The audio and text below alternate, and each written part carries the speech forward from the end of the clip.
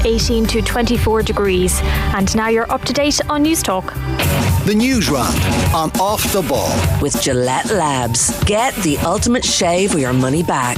Neon Night Edition available now. This is News Talk. Hello there, you're welcome along on this Wednesday evening. So with Limerick Clare once again in a Munster hurling final, Joe Quaid and James O'Connor will take us inside the Limerick Clare rivalry of yesteryear. Rory McIlroy says he feels like a sacrificial lamb in the wake of the PIF PGA Tour deal. Rex Huggard of the Golf Channel will join us with some of the inside details. Jay Monaghan called a coward by one of the players in the players meeting yesterday, so it's juicy stuff I think over there. And Dennis Leamy is with us in Wednesday Night Rugby to reflect on his first year as part of the Munster coaching ticket, which has been eventful for obvious reasons. So Dennis Leamy on Wednesday Night Rugby after 8 o'clock. 53106 the text number. We are at Off the Ball on Twitter. Will O'Callaghan here in studio. Hello. Evening, Joe. How leaky is that PGA Tour dressing room? It's getting leaky now. Yeah, it's getting very leaky now. Though even McIlroy in his press conference, he got a phone call from Jimmy Dunn very shortly before the rest of the world found out. So we were wondering if his reticence over the last couple of weeks was maybe because he knew that this deal was coming. He certainly didn't know it was coming in this fashion. He did say he had heard maybe they were talking, so that might explain why he was not taking questions on Liv to some extent or other. But yeah, the sacrificial lamb line, that was more when he was asked if the players who turned down all the money should be recompensed somehow now as part of this merger.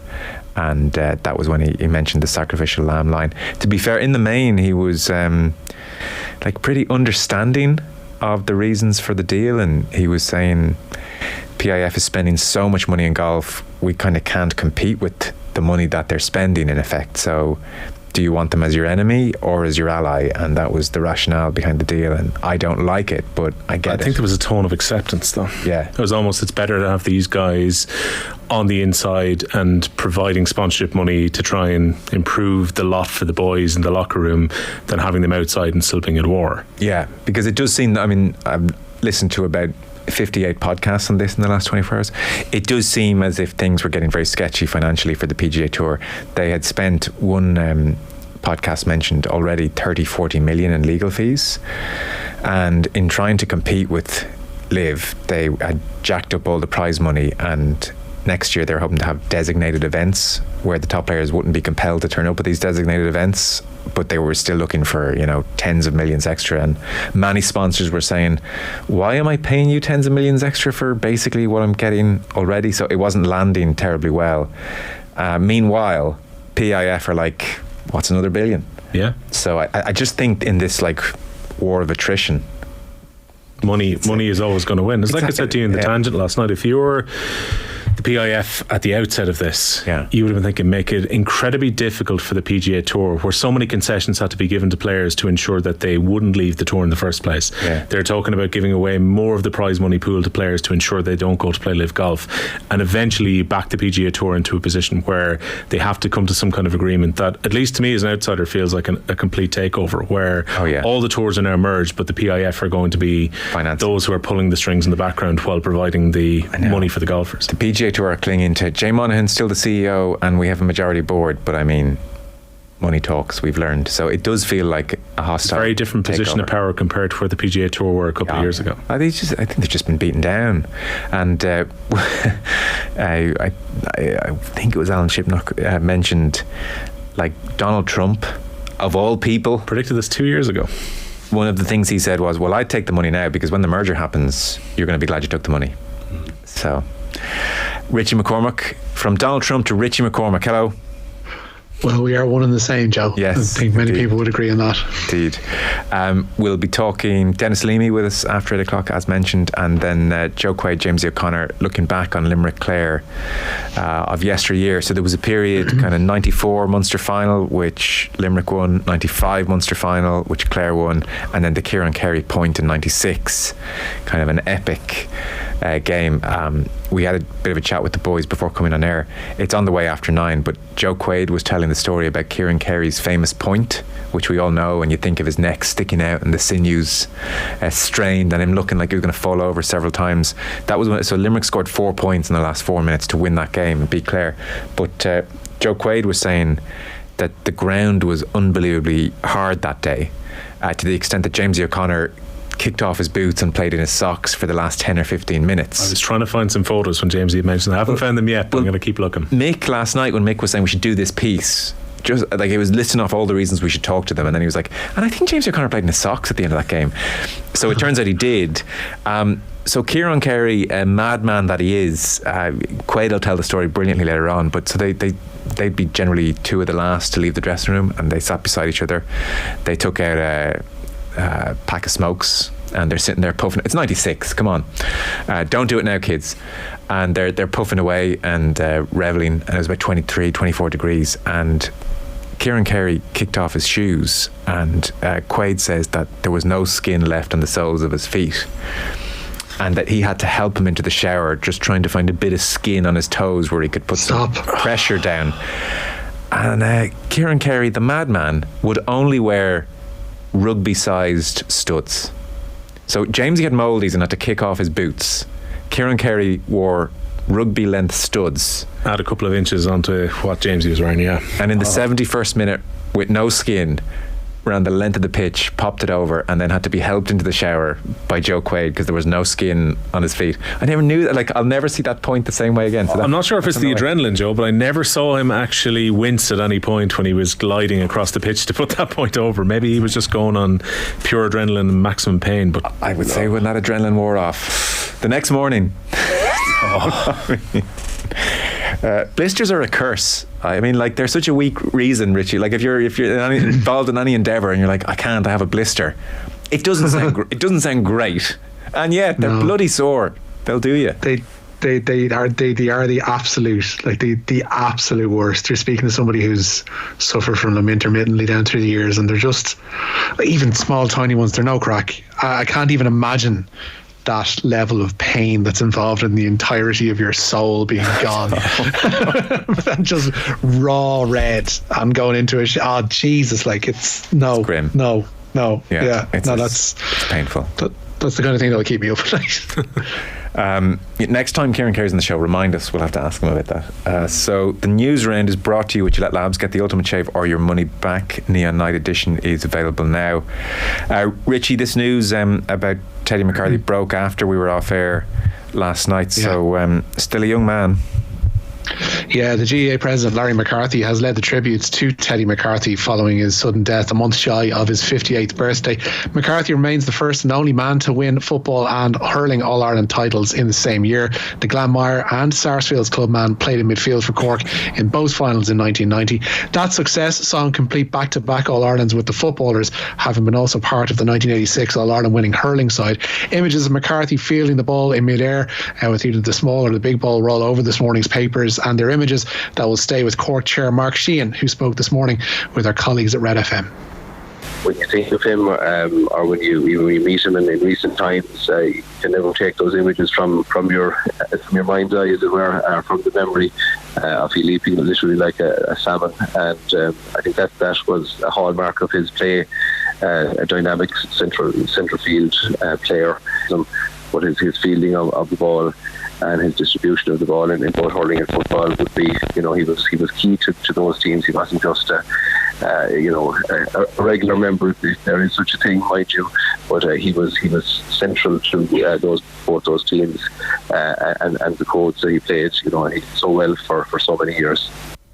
He was before my time, but I think any of us who saw the photos of him 25 feet off the air over the last 24 hours did a double take. Yeah, iconic. Whatever about in football where someone goes up for the high field generally in a crowd like he would, even with his remarkable leap, I thought in hurling it was often even more impressive, because you'd see he'd almost be pushing off someone's back, coming up and taking the ball out of the air at a time when hurleys would be swinging in the air at the same time, and invariably Teddy McCarthy tended to come back down with the ball. And I remember that we were doing a piece during the pandemic with we did the Meath Cork rivalry on OTB AM, and I remember that Larry Tompkins Hawkins was talking about that being just one of Teddy McCarthy's fantastic skills, that teams did not want to put a high 50-50 kick out into the air, because invariably Teddy McCarthy, despite being smaller than some of the Meath players 5'9" on the opposition side, would have such a spring that he would get up there and either be a disruptor or invariably more often be a catcher in the air. So his achievement of winning 2 in the 2 weeks will never happen again, because the way the seasons have gone. That record is his for forevermore. I know. Like he was part of, like, you consider in that 1990 final as well, Will, like he's going up against one of the best fielders of the football.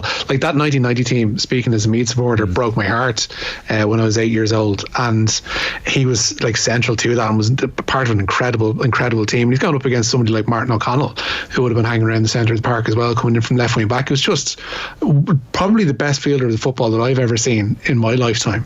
And yet McCarthy was right up there with him. And as you say, that feat of winning 2 All-Irelands in the space of a fortnight, like it's a shame the way things have gone that will never happen again.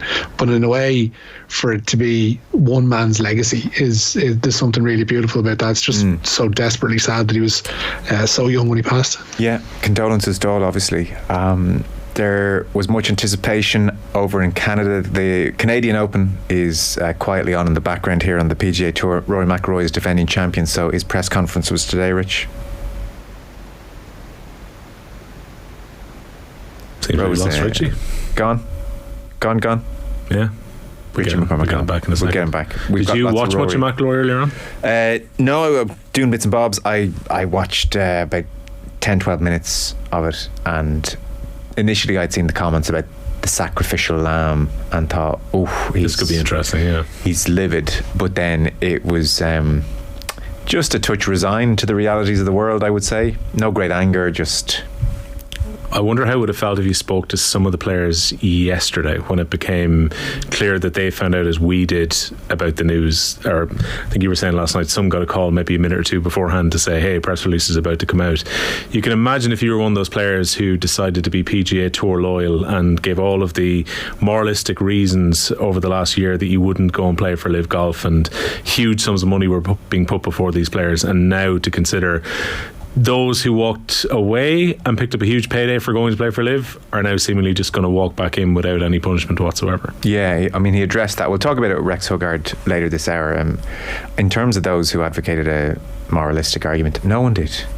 Like, no one was talking about this from a moral side. I can't emphasize this enough. Like, none of them ever in the last 18 months when they're interviewed mentioned the Saudi human rights aspect. Even as top players like John Ram, didn't John Ram say, I want to be here so I can play the historical tournaments that are on the PGA Tour? The best players are here, and this is it was always that. It was never, I'm taking a stance, you know. Like, they were more aggrieved by the fact that there were 54 hole events as opposed to 72 holes. That's an outrage, you know, as opposed to everything else. Rex Huggard from the Golf Channel with us. He's got the inside scoop on what's been going on. Rich, you're back with us. So we have a Conference League final this evening, West Ham. Yeah, West Ham are looking to win, along with Fiorentina as well, the first piece of European silverware since the 1960s. They meet in Prague in the final of the Conference League. Police in the Czech capital have detained 30 people following an attack on West Ham fans by Fiorentina supporters today. In a statement on Twitter, the police force has confirmed that 3 people have been injured, and kickoff is coming up at 8 p.m. On this, so I was... you know, it's never a morning amazingly well spent, but I was watching some Sky Sports News, just checking in. And who's over in Prague? Cotterill? Simon Jordan. Was it Gary Cotterill? Yes. Yeah, he's travelling with the fans. Yes. So it was great. I thought, great report. He's there in the square. He's admiring the architecture in Prague, and they're already on the booze, and it's 11 a.m. midday territory. And you think, okay, that's the deal. It's going to be a long day. Yeah, but I thought, well, that's all fine. And then he said, of course, we should mention the stadium for this European final is quite small. It has a capacity of 20,000. West Ham's ticket allocation is 5,000. Now, our estimates suggest 40,000 West Ham fans have travelled over. And as he said this, with the backdrop of everybody getting absolutely sozzled at midday, I thought, gulp. Yeah. What the hell are UEFA playing out here? This, they've done this. Isn't the first time they've done this. I think the first, correct me if I'm wrong, I think the last season's one was in Tirana. They've certainly gone with smaller venues. Well, I'm sure Frankfurt brought a huge crowd last year as well, Richie. Smaller venues, and there's 20,000, but a ticket allocation of 5,000. Frankfurt was to the Sanchez Pizjuan, which I think that was for the Europa League final. Rangers, whereas I think it was Tirana. I'm sorry if I'm wrong. That Roma won the Conference League last year, but they've gone for slightly more quote unquote atmospheric, smaller venues for these for these finals. And their argument will be, well, we always say if you don't have a ticket, don't travel, and to have 40,000 people. And is their first year organising a final? Like, don't travel if you don't have a ticket. Oh, okay, said the other 35,000 West Ham fans. No, it's mad. It's mad because I'm old enough to remember when there were finals, European finals, where they did actually have, like, if you go back to, I think it was 93, there was a Cup Winners' Cup final at Wembley with Parma and Antwerp, and there must have been about 30,000 people knocking around in it. And similarly, you go back to like Everton winning the Cup Winners' Cup in the mid 80s in Rotterdam, and that place is half empty. So they do have a history of having weird final placings, UEFA, going back decades. I can see their reasoning for going for more atmospheric kind of venues and not going for your giant enormo domes with an athletics track around everything, but they need to have a bit of common sense. But then you can't foretell that, like, who's going to make it. I get that. It's going to be West Ham. I just think go like 40,000 atmospheric, 20,000 is creating a problem. Well, look, they're going to get atmospheric this evening, I would think, in Prague, so hopefully nothing too serious develops. Lionel Messi, we're awaiting news tonight. Is this like a decision type thing, or we're definitely getting word this evening? I don't think we're getting a hurriedly made documentary, but no, I think the decision is going to come tonight, and Lionel Messi does look set to continue his career in MLS. Inter Miami are poised to sign the 35-year-old World Cup winner after his contract expired at Paris Saint-Germain. A return to Barcelona or a move to Saudi Arabia had been mooted. Barca not financially equipped to get that deal over the line this summer, while the Saudi deal was always on the table. Messi's Miami contract would involve profit sharing with both Apple and Adidas, two of MLS's primary sponsors. Apple last year signed a 10-year $2.5 billion broadcast deal with the league, while Adidas are the kit sponsors for each and every one of its teams.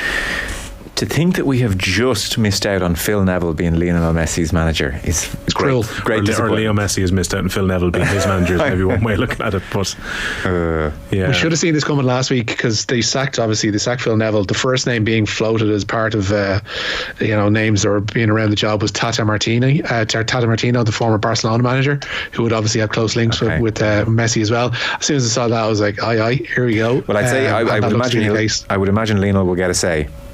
Do you think? It's the base. Do you think? Here are the players I would also like. Yeah. So, after so much talk of Liverpool for so long, Real Madrid have agreed a basic fee of €103 million with Borussia Dortmund for Jude Bellingham.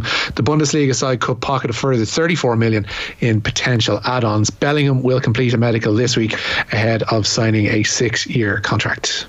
I mean, Camavinga and Bellingham will trample all over pretty much every midfield in Europe for the next 5 years. Well, it's perfect forward planning by Real Madrid, isn't it? That a few years ago it was very clear that their midfield, who've been key to winning multiple European Cups, were coming towards the end of their tenure. Toni Kroos to retire this summer. I think Modric is going to stay around for 1 year, so his experience will still be there in that midfield. But ultimately, Casemiro was jettisoned last year. They bring in Camavinga and Tchouaméni to be their defensive midfielders, and now they've got Bellingham, who's one of the most exciting young midfielders in Europe. And you just think, they've actually sorted that really, really well. And now they just need a number 9, and you feel like Real Madrid have been rejuvenated again going into next season, because there's so much time left with Rodrigo and Vinicius. It's a very young-looking Real Madrid team, right? If you're Harry Kane, do you now have to say, well, yes, I would like to play beside Jude Bellingham? It's funny, Rich, towards the end of a slight tangent, a text came in saying if Harry Kane doesn't leave Spurs, he's a coward. And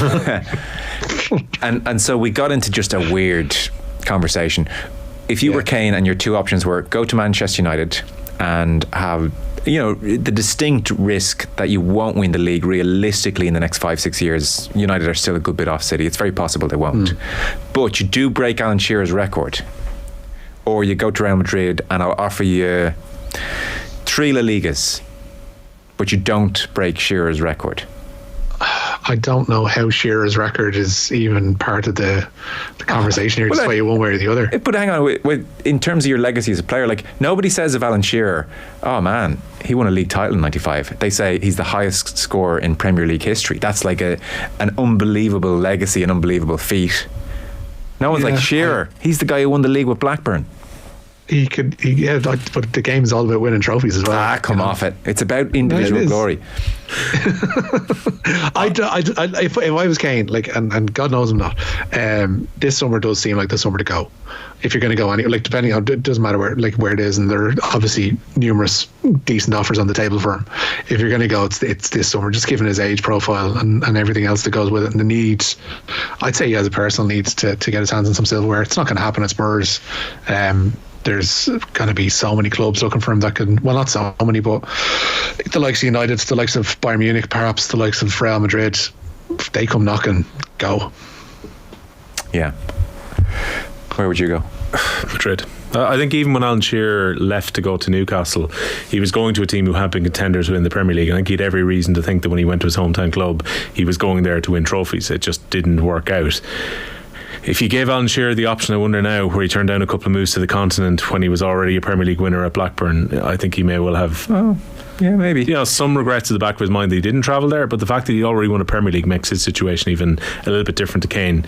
I think if I'm Harry Kane, and I fully believe Harry Kane wants to go to Man City 2 years ago, you got to be going somewhere where you're set up to win trophies straight away. Well, City was the no-brainer. I mean, that was the perfect sweet spot, whereas United now is, if he goes to United, there's a real degree of, we may not win a trophy, but I do become the greatest goal scorer in English Premier League history. Or maybe Kane backs himself and says, if Manchester United have a number 9, we can close the gap to Manchester City. Yeah, but deep down he'll know why he's going there over Real Madrid. Deep down that's part of him going, playing beside Vinicius Jr., I think that might go quite well. Yeah, it'll be interesting to see what he does. It'll be a real insight into his soul. And also what Spurs are willing to do. Yeah, it's what Spurs are willing to do, because he's got, I think it's a couple of years left in his contract. He's got 2 or 3 years left in his contract. So basically, oh no, he's up. Spurs he's into his last year, I think, isn't he? I don't know, I think he's got 2. So Spurs are in the position where they get to dictate terms this summer. Next summer, Kane will be the man to be able to call the shot. But Spurs can say and knock back whatever deal comes their way or not this summer, whereas next year Kane will be in the proper bargaining position. The real regret for Kane contract is the 6-year contract. What a joke. If Georgie Mendes or someone else had been his agent, there is no way they would have said sign a 6-year deal. I know. He rocks up with his brother, thinks, I've been at this club for so long, I'm going to show my loyalty and I'm going to sign on. And things were going well. Pochettino's there, new stadium was coming. I know. Alleged gentleman's agreement that if a bid comes in you can leave. I mean, that's the one where I do like to imagine Daniel Levy with his mates like roaring, laughing and saying, but then I told him I'd let him leave and he was like, okay. Well, we'll see. It does feel like it's coming to a head this summer. And if you were Ange Postecoglou, Joe, I assume when you spoke to Daniel Levy during these negotiations, the first question you would have asked is, Harry Kane staying here? I would think so, though I suspect regardless of the answer, if you're Ange Postecoglou, he's moving anyway? Yeah, I think so. I think so. You won't get too many chances to make $8 million a year in a 4-year deal. Not to make it all about money. They should, he could do a job at Spurs, and will he get a better offer? Gerrard pitched in at Aston Villa territory. Yeah, no, I think his stock will never be higher than it is right now, and you're cashing it in for a top 5 or 6 club in England. Yeah, absolutely. On foot of our chat about the Munster hurling final and the Clare Limerick rivalry, lads, you have to put it on your bucket list to experience the raw passion of a Munster hurling final, says Conor in Limerick. Yeah, I've never been to a Munster hurling final. Been to a football final, but never been to a few. I actually think it's enhanced by the fact that I know you have the conversation with the guys coming up about the venue and the fact that Clare eventually had to agree to go to Limerick, even though Semple Stadium was their preference, and it seemed they were unwilling to go to Páirc Uí Chaoimh, or certainly it didn't. It was the worst option would have been to go to Páirc Uí Chaoimh compared to going to Limerick. I actually think it's enhanced somewhat by the fact that the venue switches around a little bit as well, and I like that some years you're going to Limerick, some years you're going to Semple Stadium for these fixtures, which kind of adds that bit of colour to it too. The Leinster finals have felt a little bit dead when they've been going to Croke Park, but I know Tommy Welch said to you a few weeks ago he wouldn't take it out of Croke Park because you would never want to take away the experience of getting to play on the hallowed ground, but I sometimes wonder if Leinster would be better off actually playing them in provincial venues as opposed to Croker. Yeah, Rich, it is an amazing experience. Yeah, I'll bet. Do you want to bring us last story or two, Rich? Yeah, desperate news this. Derry City manager Rory Higgins has confirmed that Colin Whelan will miss the rest of the season. The former Republic of Ireland under-21 striker suffered a knee injury after his studs got stuck in the Brandywell's 4G surface in last month's 2-0 defeat to Shamrock Rovers. That was only Whelan's third appearance for the club after a year out with an ACL injury. While Iga Swiatek remains on course to retain her French Open singles title. The top seed beat Coco Gauff 6-4, 6-2 today in their quarter-final, and Swiatek will play Beatrice Haddad Maia next. She became the first Brazilian woman to reach a Roland Garros semi in the Open era with a straight sets win over the 7th seed Ons Jabeur. Alexander Zverev, meanwhile, is through to a third consecutive semi-final at Roland Garros. The German beat Argentina's Tomás Martín Echeverry in 4 sets today. Zverev will play either the 4th seed Casper Ruud or 6th seed Holger Rune. They meet tonight on Philippe Chatrier. The London Irish owner has been speaking. Yeah, London Irish owner Mick Crossan says filing for administration was a last resort. The club has been suspended from all tiers of English rugby after they failed to meet a deadline for a takeover to be completed. 50% of last month's salaries also remain unpaid. The club are £30 million in debt, and Crossan says a US consortium of NUE Capital and Red Strike failed to keep promises about potential funding. Okay, very good. Rich, thank you. Nice one, lads. Will O'Callaghan, thanks, Mel. Cheers, lads. Cheers. Your chance to win big. News Talk's cash machine. Very straightforward this week. The amount that we are giving away on Friday, 60,000